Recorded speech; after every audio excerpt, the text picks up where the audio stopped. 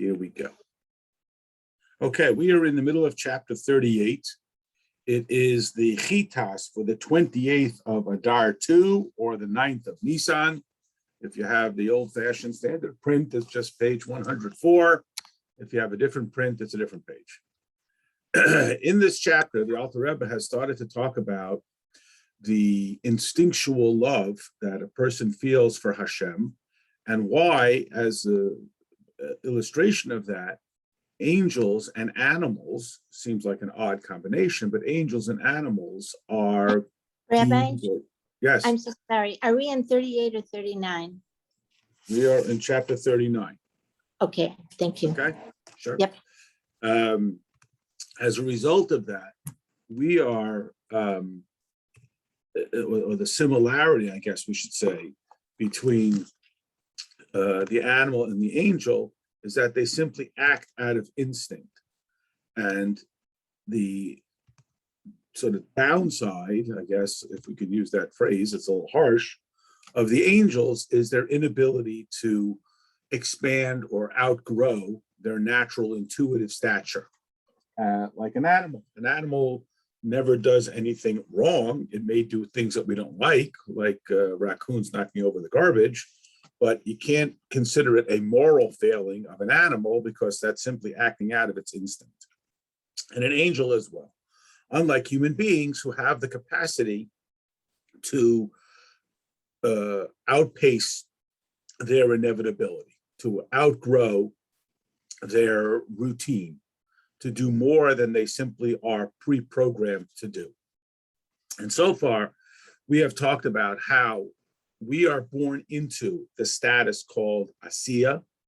Asiya means the world or stage of awareness of activity about what we do, which means that we presuppose our own existence.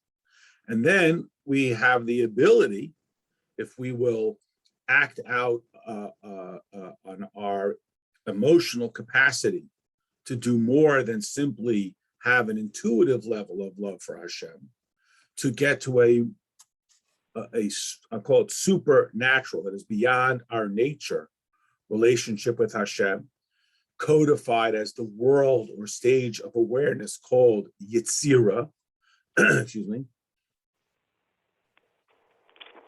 Yetzirah translated as art or formation, something a little more particular.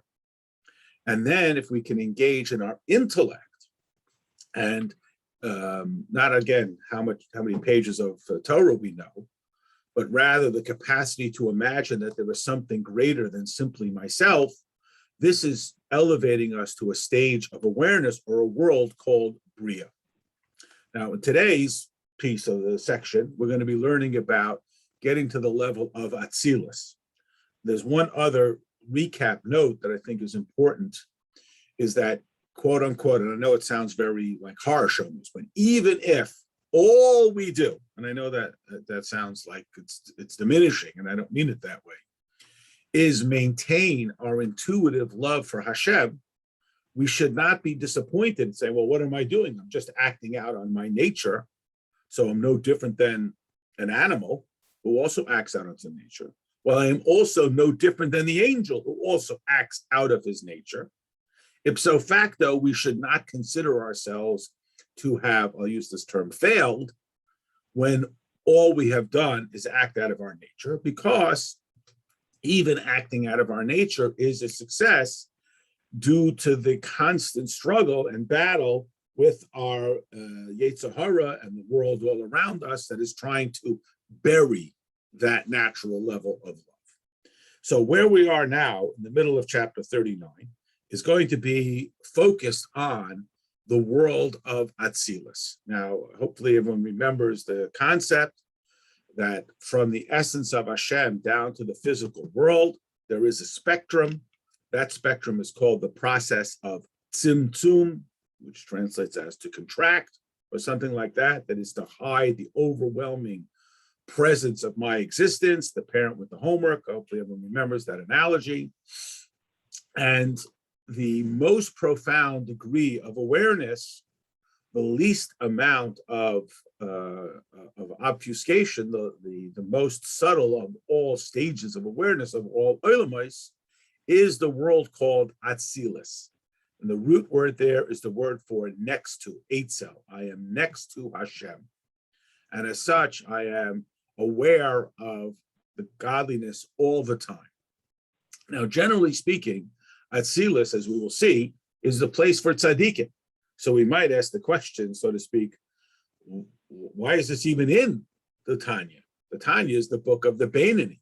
Why even tell us about these levels of Atzilus? It's not relevant to us. It's not even an aspiration of ours. So we explain, first of all, we did swear to be a tzaddik and not to be a Russian. So it can't be completely out of our realm.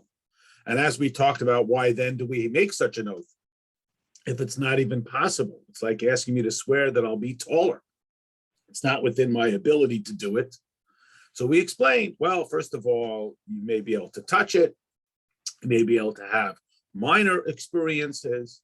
The aspiration for it stretches you beyond your routine. And therefore, there is a value in being aware of it. And also, you think about being aware of tzaddikim to sort of get a greater grasp on what that means to have tzaddikim. That they're not just super guys, really good, but there is a whole nother degree that we might otherwise not be aware of. See, here we go. It's right after, again, it's the Chitas for the 28th of Adar 2, or the 9th of Nisan, or page 104 in the standard print.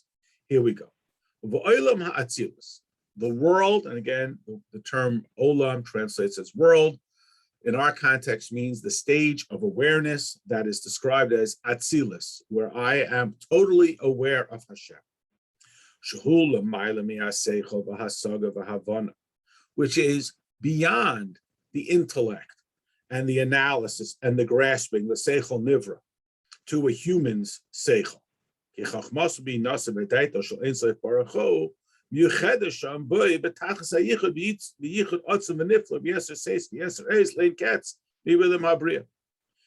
Hashem's chachma, bina, and das is absolutely unified with him in such an intense level that it is absolutely beyond the world of Bria. I'm going to come back to this in a moment. I just want to finish the sentence. Kisham Yordu, because there in Bria, Hashem's Chochmah, Bina, and Das has had to come down. I know it's a lot of lingo, but we'll come back to it. Lahoyer, to radiate bebechinas tzimtzum, in a world of tzimtzum.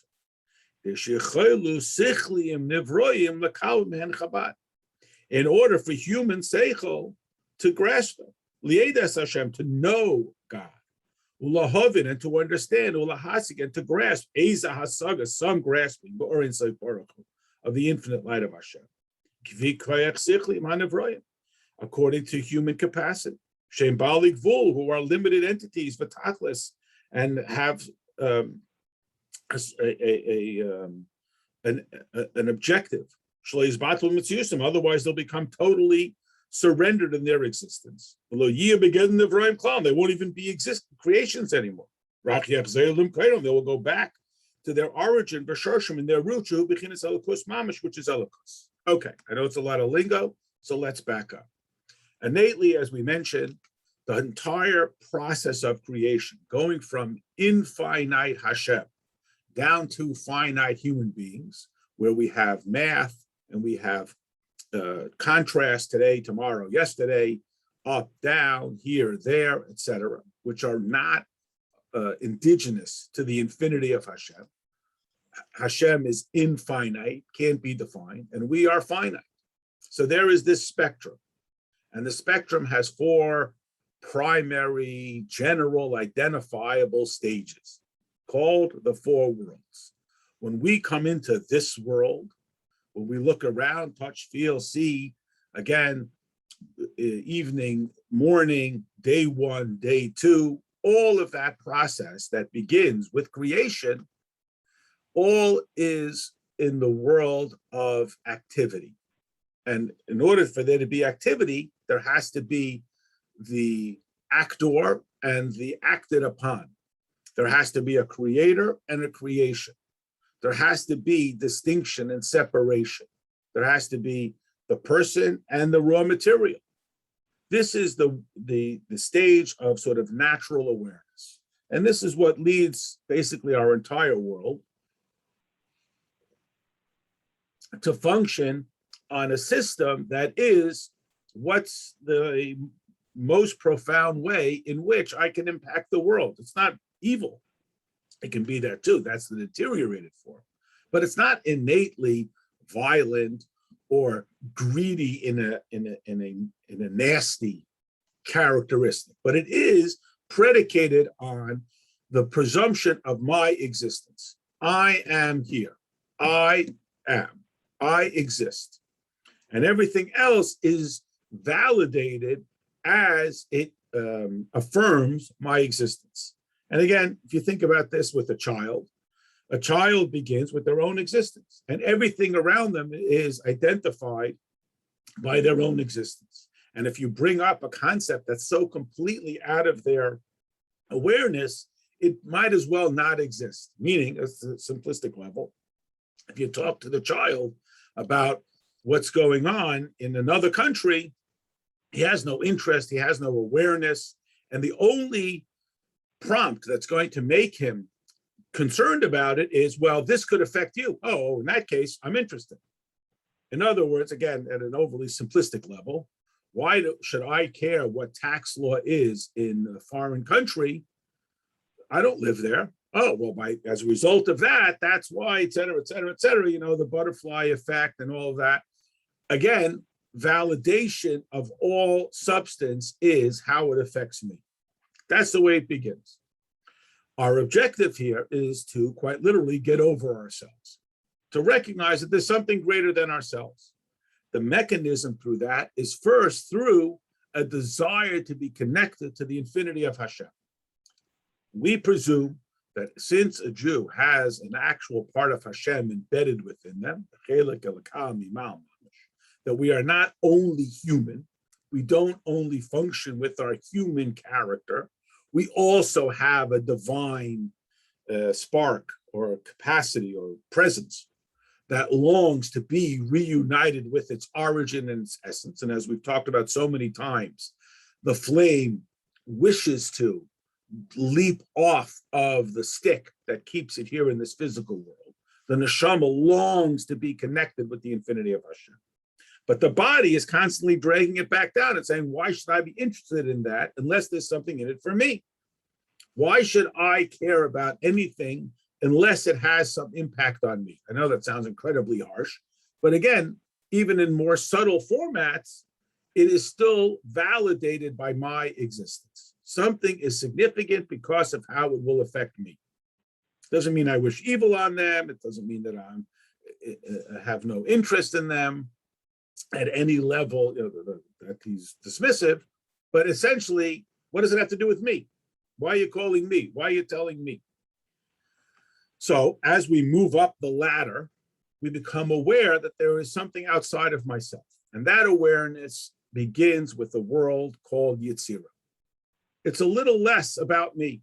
And it's driven by my emotional desire to be connected with my origin. And this is that classic thing, to use it, maybe it's a little bit of an extreme example to illustrate the point. You talk about a child and the parent relationship, even if, God forbid, the child and the parent don't have a wonderful relationship, the child still longs for a relationship with the parent. Why do they long for that relationship? This isn't a person who you enjoy their company. This isn't a person who has similar interests with you. If this was a total stranger, you'd have no interest in their life. Why? Because it is the parent. Even they take a child who's adopted and they have loving foster parents who care for them and nurture them. Why do they still have an interest in knowing who their birth parents are? Why? Because there is innately this desire. That's the level of Yitzhak. Then we get to an even more profound level, where we engage our intellect, which means our capacity to engage our imagination. That's really the word that I think captures it. Maybe got a better word, that there is something greater than myself, and there is something outside of myself. And as I think about that, I gin up my emotion. I become much more enthusiastic about it until I put it into play and I manifest it. Those are the three worlds that are attainable to the aspiring Beinoni. Then there is this more profound level called Atzilus. Now, as we said, Atzilus cannot be reached through intellect. Atzilus cannot be reached through a person engaging their imagination or their analysis. And so, why? Because the Atzilus is not about what I think. Because again, even at the imagination level, there's still a certain grounding within my life experience. To use a very silly analogy, in science fiction, when they imagine Martians, they still imagine basically a human form. Okay, he's green, he's got 3 arms. I mean, I don't mean to just be silly, but it's still essentially human form because it's still predicated on my existence at some greater level. So we assume that the Martian is going to look like me, just a little different. I know it's a silly analogy, but I think it captures the point. When we get to this level of Atzilus, to the infinity of Hashem, now it's not about my imagination of Hashem. Now it's about trying to be with Hashem at Hashem's level. That is truly beyond my intellect. There is a story that when people would come to speak with the Frierdiker Rebbe, like Rebbes always did, they had office hours and people could have a private audience, yechidus. And people came with some very serious issues, not only conceptual issues, personal issues, spiritual struggles and financial, whatever, all the spectrum of challenges that people can have. So the Frierdiker Rebbe would become physically exhausted, sweating and so on. And they asked him what, he says, well, when a person comes to me, I can't tell them what I think because I don't know what they're feeling. So I have to get out of my clothes. I have to get into their clothes and I have to feel what they're feeling.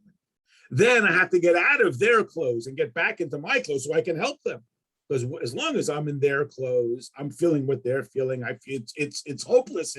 Nobody can help me. It's overwhelming. But then I get out of their clothes and into my clothes. Now I have that experience. Now I can help.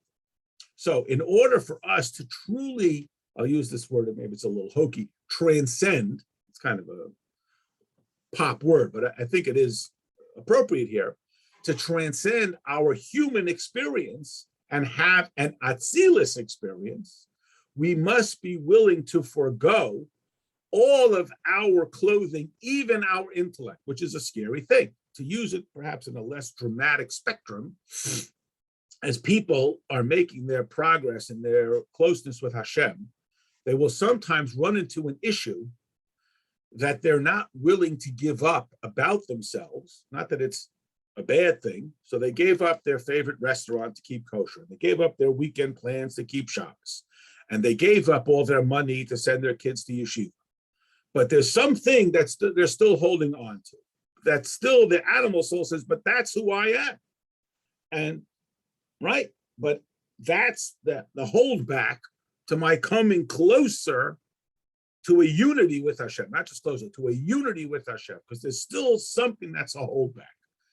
And as long as there's still a little bit of that self-restraint in a negative sense, then there's going to be a separation between the pursuer and the pursuing. You know, this oneness is going to be separated. So what does Hashem have to do? So, So since Hashem's objective is to be in a unified relationship with us, so he could just overwhelm us with himself like he did at Har Sinai.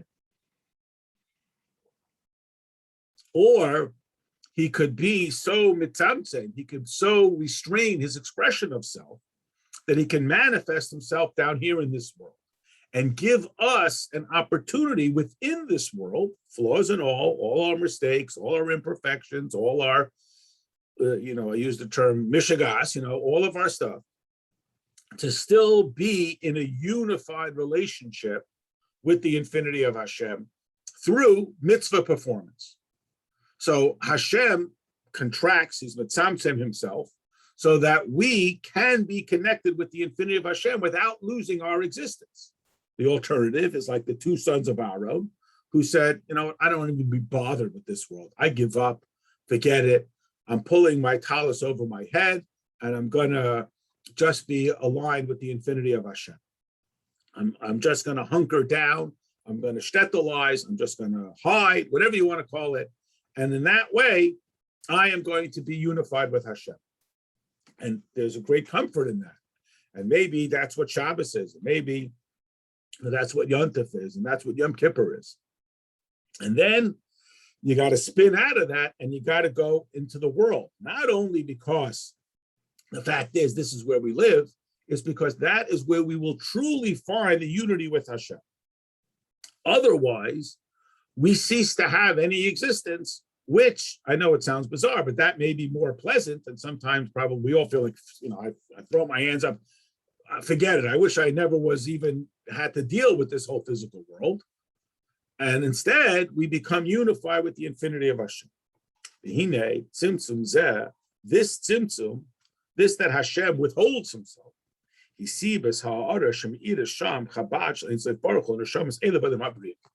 why in the world of Bria, which remember that's the world where there is the opportunity for awareness of Hashem, in the world of Bria, we can engage the intellect to drive the emotion to the behavior. Remember, the world in which we are naturally born, like we train a child, say your brachas, don't turn the light on Shabbos. These are all processes through which we become, I'll use this word, conditioned in alignment with Hashem.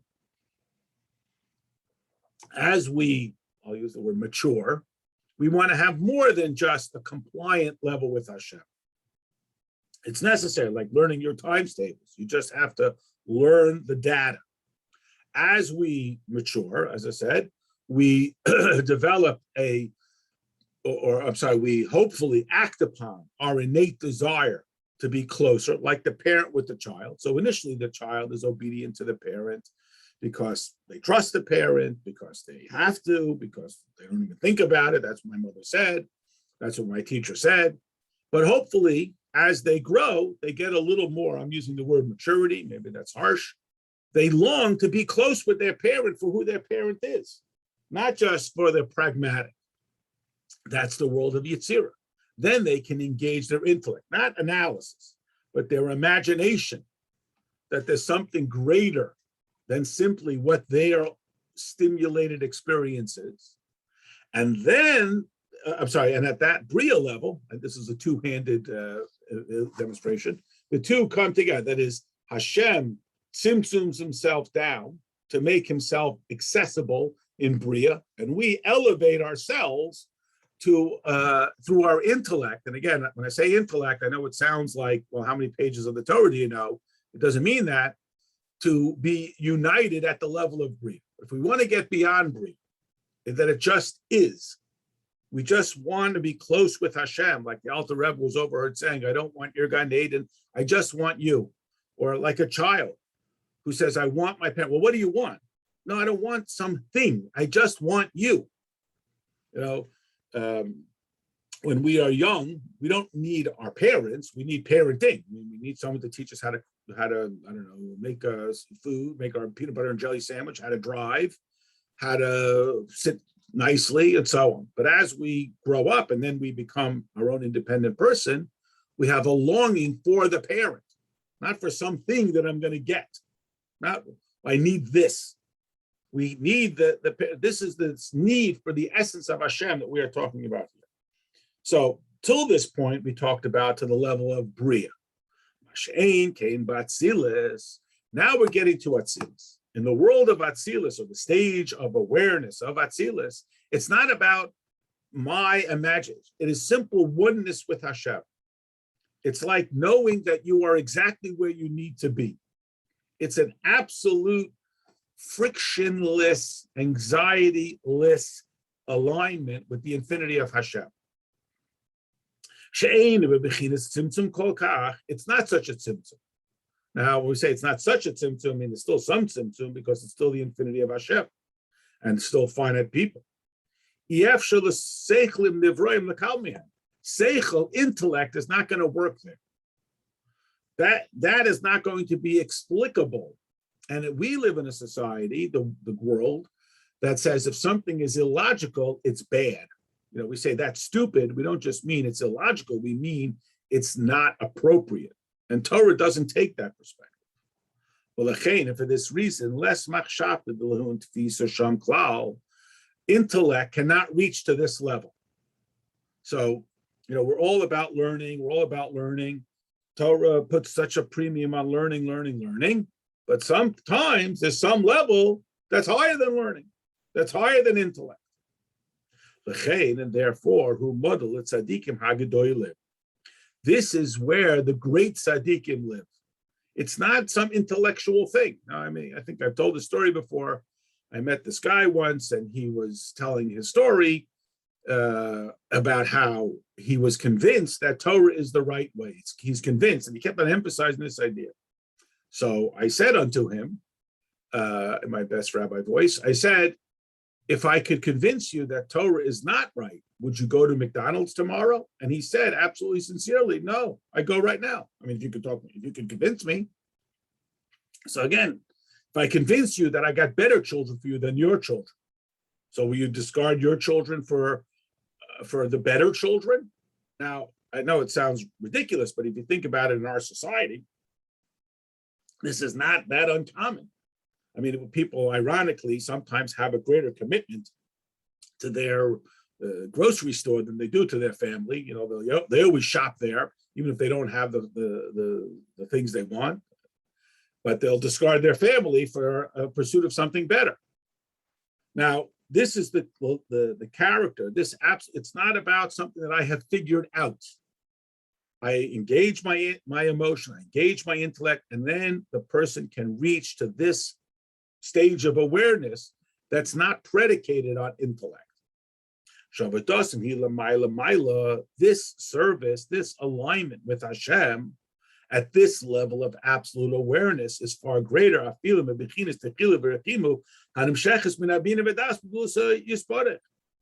Is far more profound, greater. It's hard to put a scale on it. It is a far more unified sense of existence. It's like a reflex, even than anything you could produce through the intellect. It just is. It's like saying, why is your mother your mother? It just is. It's not the product of my decision.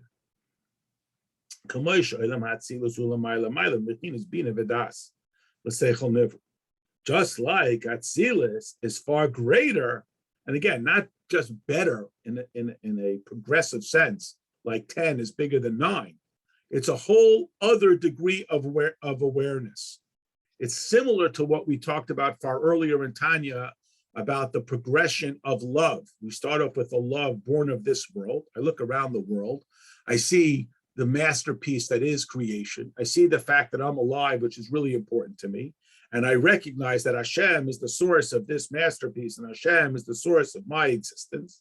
Ipso facto, I want to be associated with them. So that's like, this is my friend because he's nice, because he plays with me, because we share common interests. But that could fade. That could wither eventually. We've talked about everything there is to talk about, and I've changed, and that friendship withers. Then there's a friendship that is overwhelming. It starts off with something very tangible and pragmatic, but then it expands to something far more meaningful. And then there's a level where it's absolute unity. Like, again, maybe an overly dramatized illustration, my hand is the best hand to me because it's mine. Even though there are stronger hands and more nimble hands and more dexterous hands, I wouldn't trade my hand for another hand. That's an Abba, that's an absolute unity. It simply is. It's not the product of my decision. At that level, it's just absolute, like the chariot and the rider. It's not even a decision. So there's no opportunity or vulnerability to regression. It simply is. But Ein Sof Baruch and to become totally bottled to. and to be subsumed in the light of Hashem.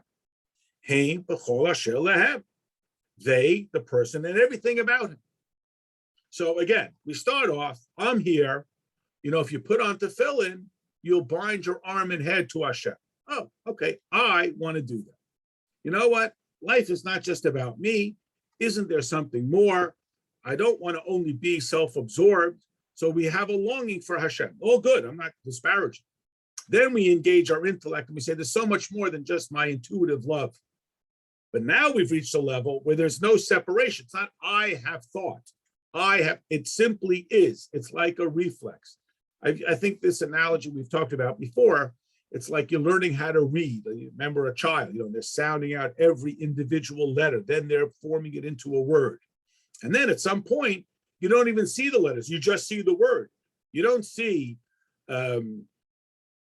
C-A-T, and then say C-A-T, cat. You just see cat. It's so embedded within your identity. It's part of your identity. It simply is like this is my hand. This is my person. It's not something that I make a decision about. In contrast, if anybody's ever gotten like a crown, and you always have that funny feel, what's this thing doing in my mouth? It's like, it's not me. Okay, it's necessary and so on, but it feels like it doesn't belong there. This is that level of awareness in the Atzilus world. And therefore it is completely subsumed within it. And subsumed within the light of Hashem. They and all of them. And here's the sort of the counterintuitive. When we do Torah and mitzvahs.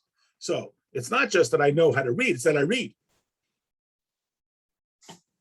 It's not just that he has this absolute alignment and then he stays there. That's the sons of Aaron. He then, because he's absolutely aligned with Hashem, like my hand is absolutely aligned with myself, it acts out in commensurate with my essential identity. Like by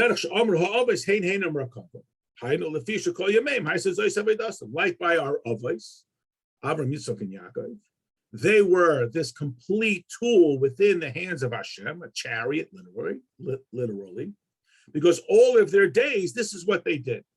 Now, we've talked about this before.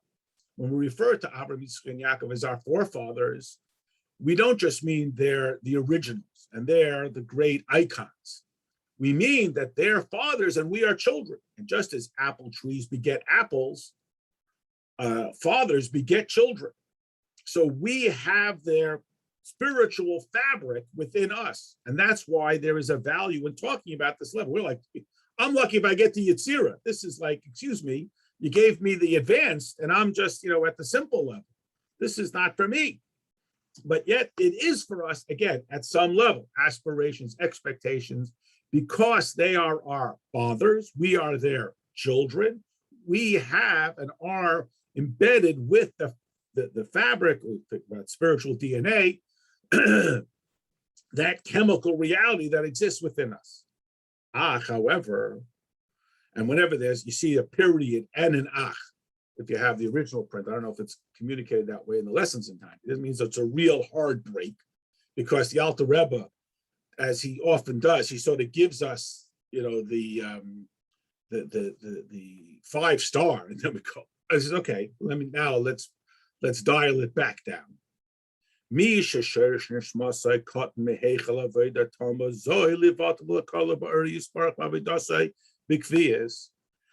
whose neshama does not stem from this stature to maintain this perfect service of absolute surrender and subsumption in the light of Hashem, in his service. And here's the key word: constantly.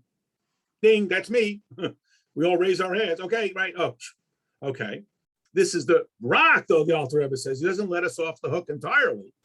Leprakim v'itim. Sometimes. And this is why this is worth talking about, even though this is the book of the Beinani, and you're talking about tzaddikim, it's like, this is way over my head, but there are opportunities. Shehem, which are esrotzayin l'mayla, when we have an opportunity given to us by Hashem, as we talked about, and we'll see it here even more specifically, Hashem helps us out. You may recall much earlier in Tanya, like 15, 16, I'm bad at remembering the specific chapter, the Rebbe spoke about even the Beinoni having a boost from Hashem at what are called special times, designated times. In Hebrew, itim mizumonim, designated times when we get this special boost. And here's an example. For example, with Tefillah Shemona Esrei, Shehi Batzilus. For example, when we daven Shemona Esrei, which is in the level of Atzilus, Ubefrad, and specifically when we do the bowing in the beginning and the end. Every time we bow, that's a level called Atzilus. We're going to talk about this. It's a lot of lingo, but we'll come back. That's what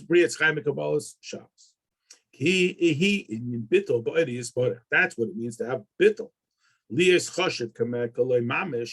When a person bows, it's as if I am completely surrendered before Hashem. Then, quote, even though his neshama is rooted in Bria,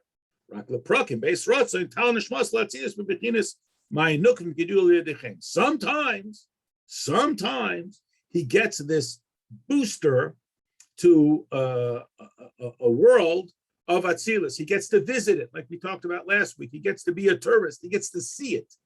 He gets to sense it. He gets to be around it. The tzaddik, whose neshama is rooted in Atzilus, that's sustainable.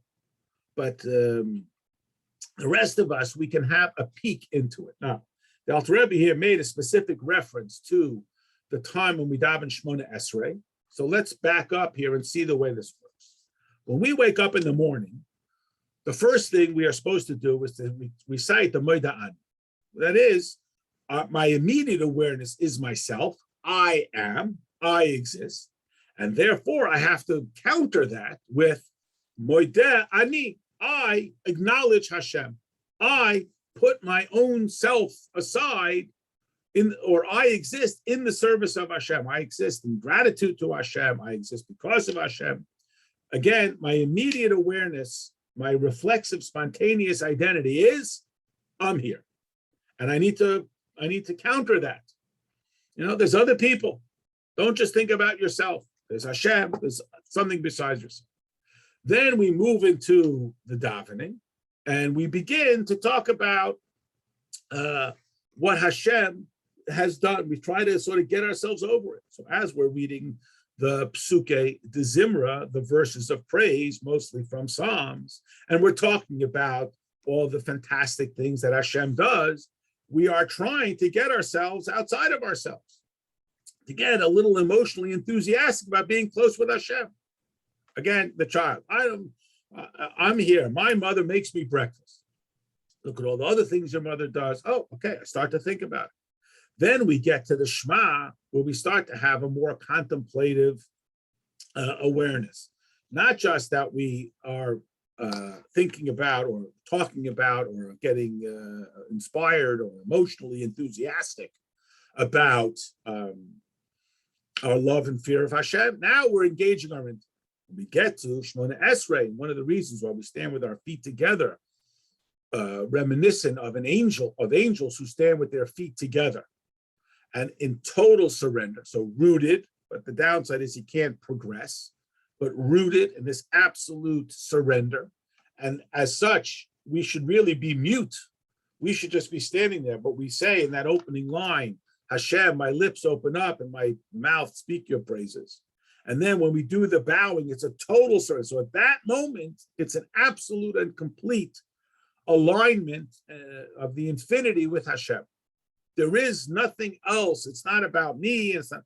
Why then is the Shemona Esrei filled with, oh, I need this and I need this? Because in order to serve you, I need to have stuff. I need to have my intellect and my health in order for me to be in service.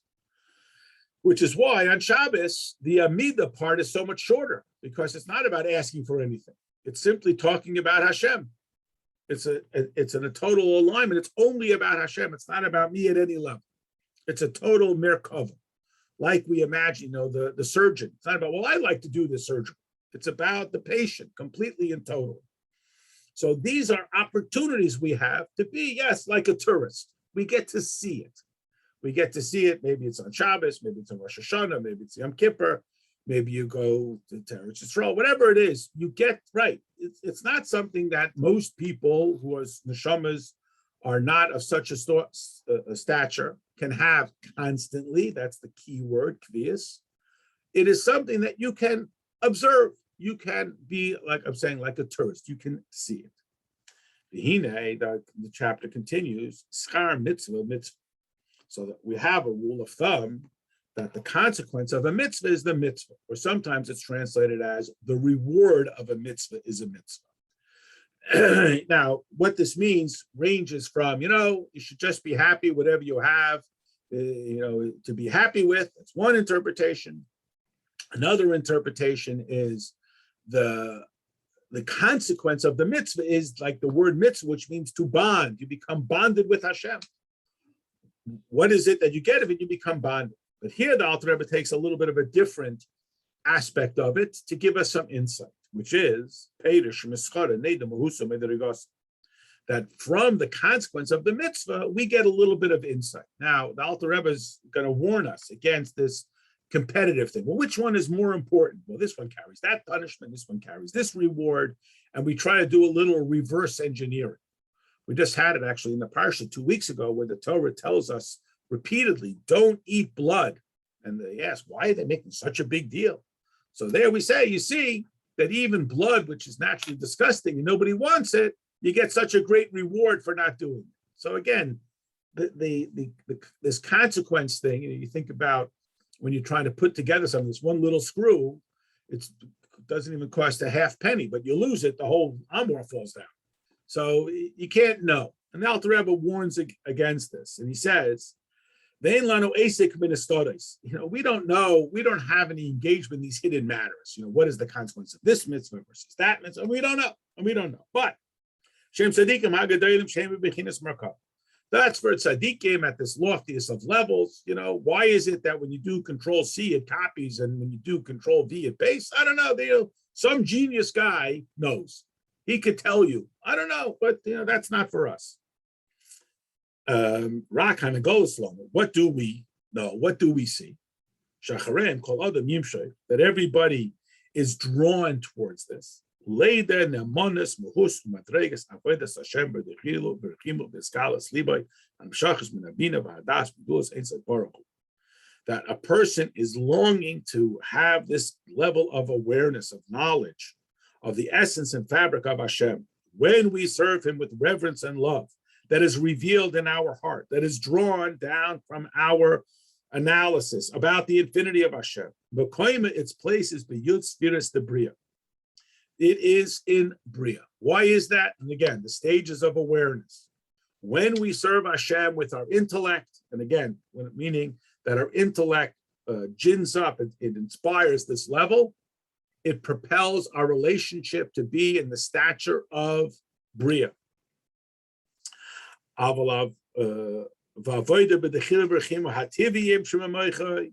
when we serve Hashem with our innate reverence and love, then it is b'yitzviris the yitzira. It raises it to the level, and again, we're trying to put hard categorization, like numbers, on concepts that are essentially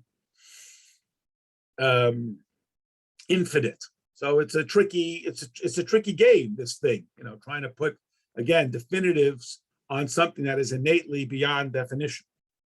But if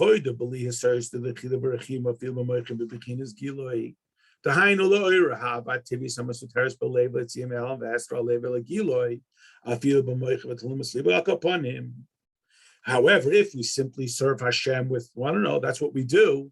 It's just innate, like our programming, just like we learn how to walk. It's not an accomplishment. Of course, it's better than not, but we just allow it to sort of act out on its natural impulse. And we don't engage our intellect, or even the depths of our heart. It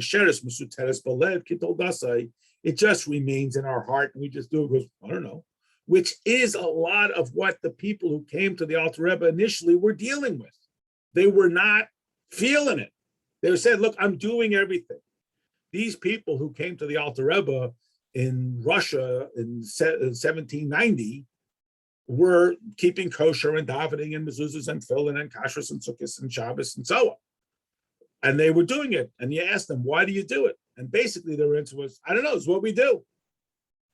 Why do you stop at stop signs? That's what you do. Why do you live? That's what we do. There wasn't anything engaging them. They were learning Torah, but they were not connecting with the underpinning of any relationship of Hashem. It was simply, I don't know, that's what I'm supposed to do.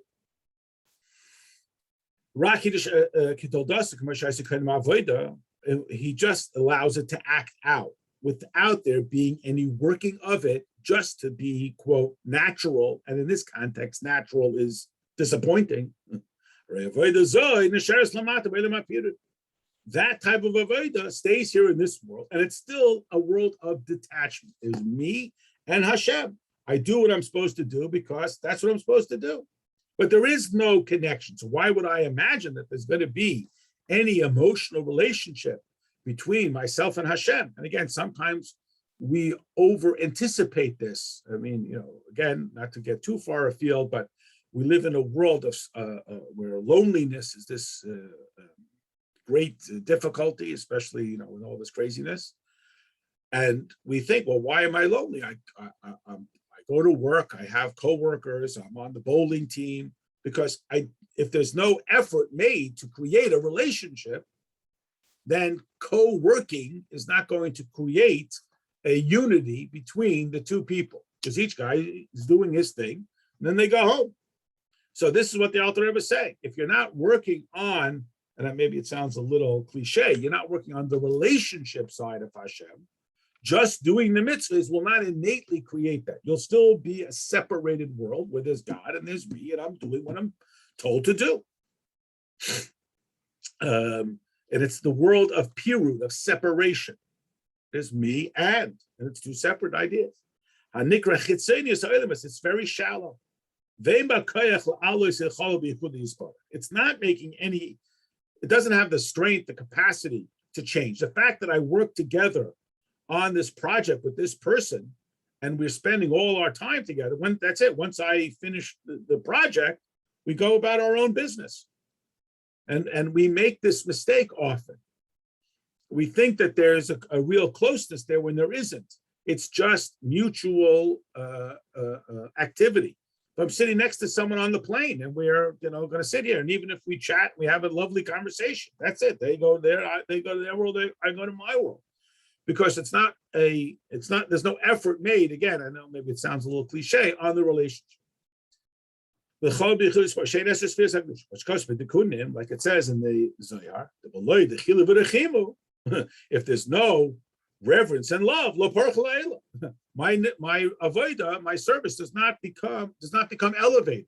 If I'm simply coexisting with another, I am not aligning myself because I have not made any real effort to overcome my natural me, you're you, and we're two separate entities. It cannot come close to and stand before in front of Hashem. Behind this means it doesn't mean that I'm doing it for something that I'm trying to abuse the other person, or it's mutual benefit, or we might say it sarcastically, mutual exploitation. Hewlett gets together with Packard because Hewlett will be more successful that way, and Packard will be more successful, and that's okay. It's a business relationship, that's all. And as soon as the business is no longer profitable, or each one of us can be out on our own, we sell. Now, maybe an analogy that might be a little bit different is when you get like a band. I mean, I don't know anything about music, but it's not just four guys who happen to be playing at the same time. There is a certain synchronicity that evolves within the band. But even then, don't mistake it, because one guy will go and he'll go off on a solo career or whatever it is.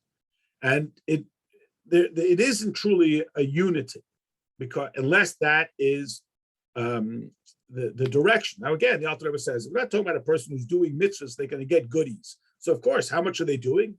As much as they want to do to get whatever I want. We're not talking about it. It's not that self-absorbed Ella, commercial custom, it is like it says, it's where a person is simply doing like he's been trained to do it, meaning he's only acting out of habit. So it's not like he's, oh, well, I'm going to put on tefillin, so Hashem is going to give me a cookie. And I'm going to do this mitzvah, so Hashem is going to reward me. It's not that mercantile. It's not that detached. It's rather, I do it because I don't know, that's what you're supposed to do. I don't know, that's what we do without any sort of contemplative uplift. It's simply that this is how he's been trained. I don't know, it's what we do. This is what his father taught him. This is what his Rabbi taught him. Hashem, to fear God, love and to serve him. He's not engaging it because it's what Hashem told him. This is what my Mora said. Again, it's not evil. This is what my parents taught me.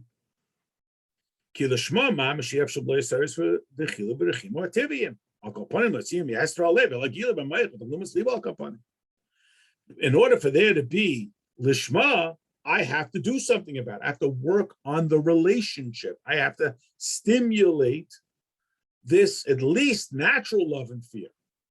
And I have to think about it. These aren't things that we often talk about. Maybe we don't even think about, do I love Hashem? So we don't talk about that. It's we say, maybe after Hashem, what does that mean?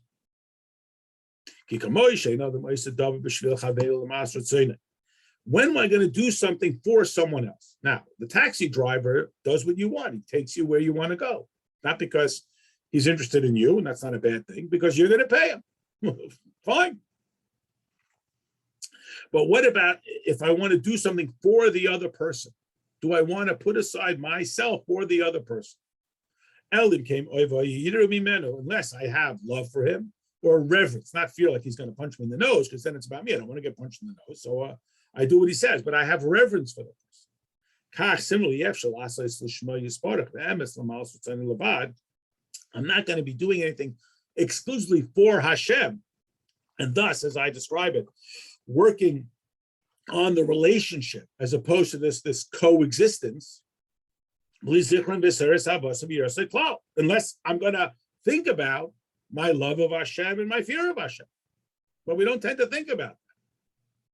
I have to do it by my intellect, my thoughts, at least what's in my heart. And again, just to say, well, I love Hashem is not enough. There also has to be, it's not going to be avoida, at least some degree of reverence for Hashem. Not just because I love Hashem, because there's still something about it that's in it for me. So are these things that we think about? Do I think whether or not I love God? I want to be close with Hashem, not love like the highest level, which is it's my favorite thing. But do I think about, I love Hashem. I want to do this for Hashem. This is important to Hashem. I don't understand it, or I don't like it, or I do like it, but I'm doing it for Hashem. Do I think about these things? And if I don't, I shouldn't, I guess, be surprised, maybe that's the right way of saying it, that my relationship is limited to me and you. We are, again, as soon as I'm not paying the taxi driver, he's not taking me to my destination. And it's there. It's absolutely there. It is embedded in the heart of every Jew.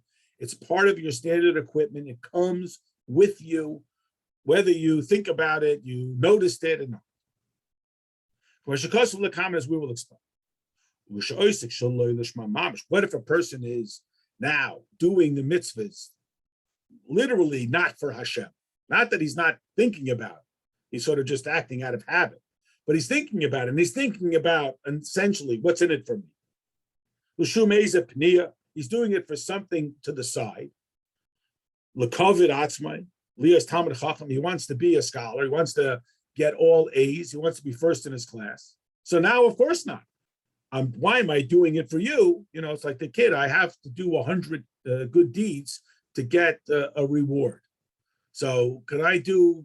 Can I help you across the street? I don't want to go across. I don't care what you want. I'm helping you across the street because I have to do 100 good deeds. So, of course, we shouldn't be surprised that there's no sense of closeness. He's not doing it to be close with you. He's doing it because he wants to get something out.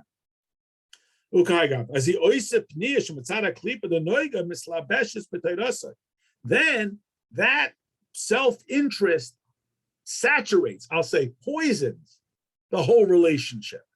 Because I know he's only doing it because he's going to get something from me.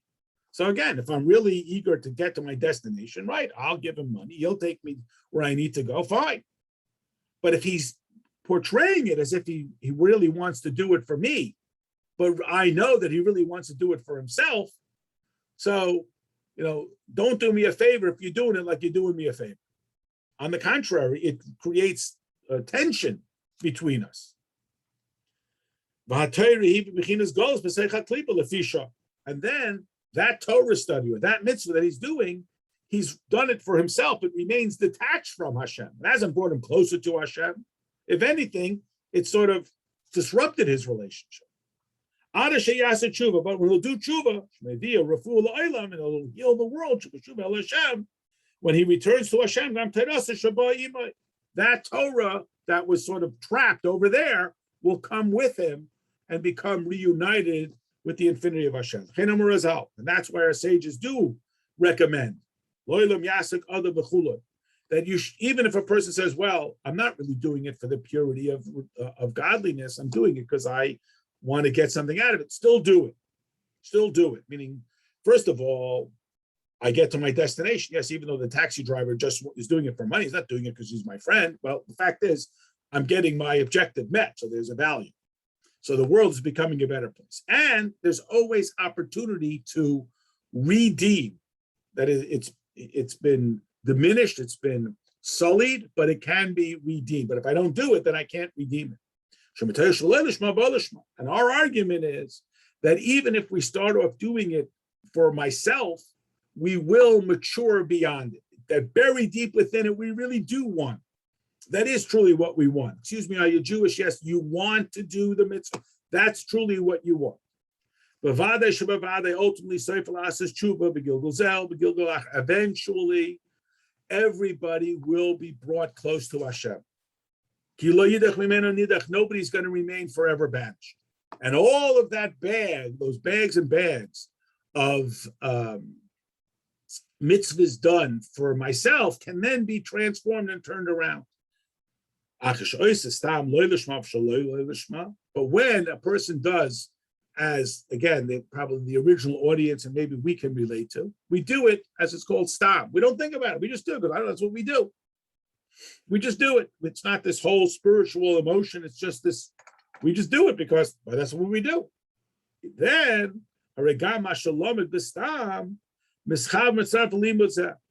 then we just have to do a little tshuva. And immediately when we will do this that we learned without, or in the mitzvah that we did, learning is one example, where we just were, I don't know, it's what we do, without any sort of concentrated focus, will be attached to that, or and it will be close with us. Because we didn't sully it or poison it with self-service. And I'm going to do it so that I'm going to get something out of it. We did it out of habit. We didn't think about it. And then we'll come back and think about it. Then we will be able to rescue it. And that's why a person should always be engaged in Torah and mitzvahs, even if they're not yet doing it for this concentrated focus on the infinity of Hashem and for working on the relationship, because it's still there, sort of waiting in the wings to later be rehabilitated through greater awareness. And so too, davening, even if we're not davening, we say, what's the davening? It's not meaningful to me. Why should I do it? Because when I've done it, it's sort of packaged, it's like exercise. Sometimes we wake up and we're really gung-ho, we're excited about it. And sometimes we're not. But if we do it, at least it's done and there's going to be a benefit and it will build on itself and so on. And then we can, in this context, because it's about a relationship, we can reach back. So if you think about something that a person does for someone they care about, and sometimes they do it with great emotion and love and a real sense of building the relationship. And sometimes they just do it because that's become their habit. And right? It can become detrimental, but it can also be ultimately rescued through a later closeness. And then, the 30 years of having done it out of habit does become transformed and become aligned with the infinity of Hashem. All right, that finishes the chapter. Next week, God willing, we'll start chapter 40. Okay, everyone's on mute. If someone has. No questions. Thank you. Okay. Have a Thank good you. week, Thank everybody. you. I'll send out the recording. Thank you. Have a good week, everybody. Bye.